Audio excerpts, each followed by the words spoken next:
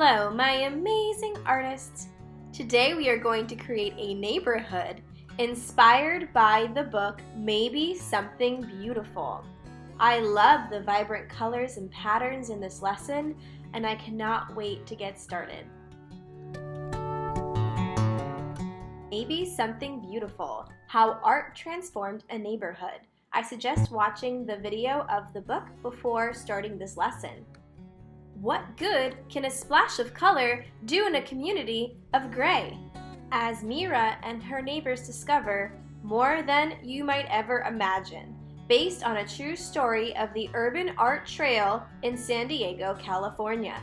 Maybe Something Beautiful reveals how art can inspire transformation and how even the smallest artist can accomplish something big. Pick up a paintbrush and join the celebration. Have you ever seen the murals downtown in St. Pete? We have some beautiful artwork in our own hometown.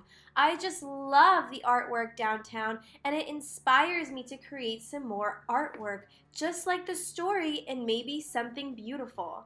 Maybe you can create your own mural one day.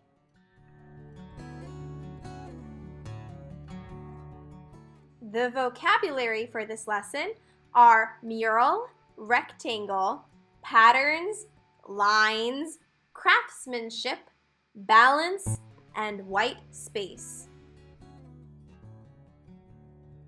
The materials for our neighborhood is going to be white paper, a pencil, markers, and optional ruler. You can always use the edge of something straight if you don't have a ruler in your house. You can follow along with my lesson or create your own design for your neighborhood. For step 1, I'm going to draw a tall rectangle for my first building.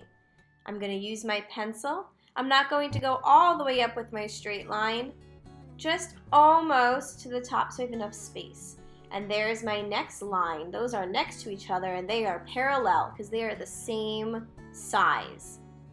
And then I'm going to top it off with my roof. Now mine looks a little crooked, and that's okay. It adds a little bit of whimsical design to it if it's not even. I decided to extend my line on the top so I can make a smaller rectangle for the roof. I can freehand also, and I don't need to use my ruler. So now I'm extending the lines up and creating a roof for my first building. I can go ahead and add some windows in to help it make it look like more of a building. And I'm going to go ahead and trace those lines over with my dark marker. I'm using a permanent marker. You can use any kind of dark marker or crayon or color pencil that you have in your home. Now that my first building is done, I can use more lines to extend my building or draw another building next to it. So I am doing a horizontal and vertical line, and then a dome or a half circle line for the top, maybe a little antenna to add as well. So there's my second building. It looks like it's attached to my first building. I'm going to make some bumpy, interesting lines for some doors. Since the top is curved, I like those curvy doors.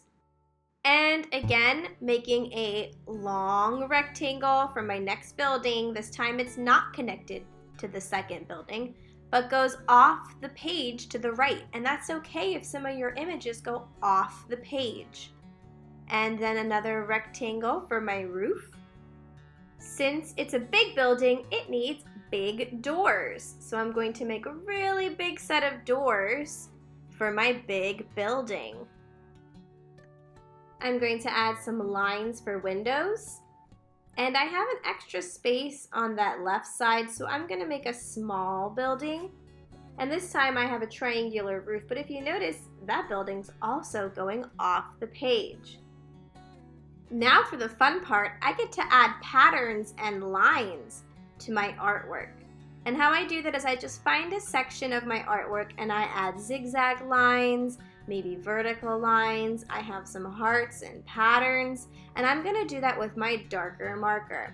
I'm gonna look at each building and decide what I want on them. Do I want a picture? Do I want patterns, dots, and hearts, maybe some stars? That's up to you. And I like to go back and trace all of my lines much darker so that they look nice and they pop off the page. So I'm just going to continue this for this step and creating my patterns before I start adding my color.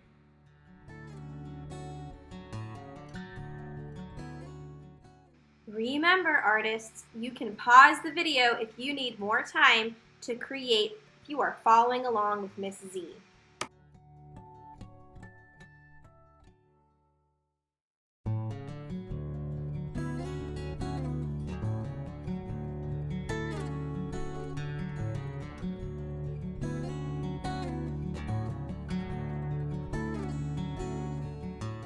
Now for my favorite part of this lesson, you are going to add bright colors to your artwork.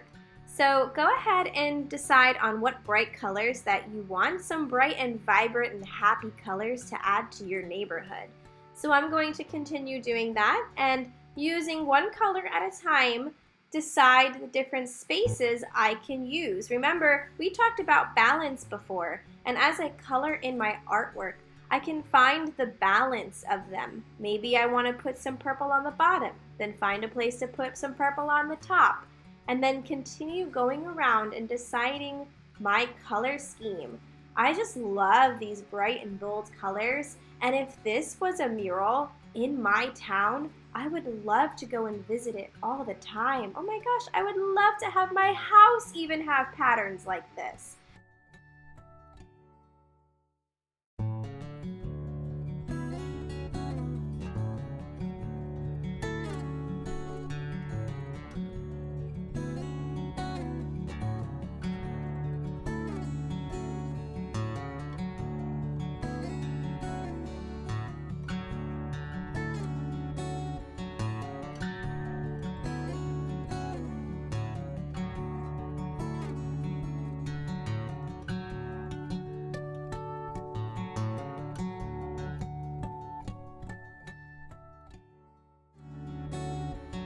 I'm doing my very best to have my best craftsmanship, coloring to the best of my ability, and filling in all of the white space of my paper. Let's see if you can find any white on my paper when I'm done.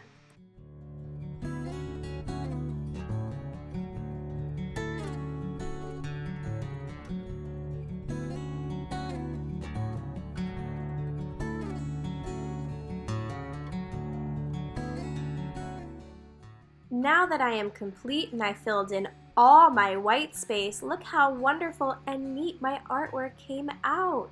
I just love it so much, and I am so happy it looks a lot like the murals in the book Maybe Something Beautiful. Have fun creating, my most amazing artists.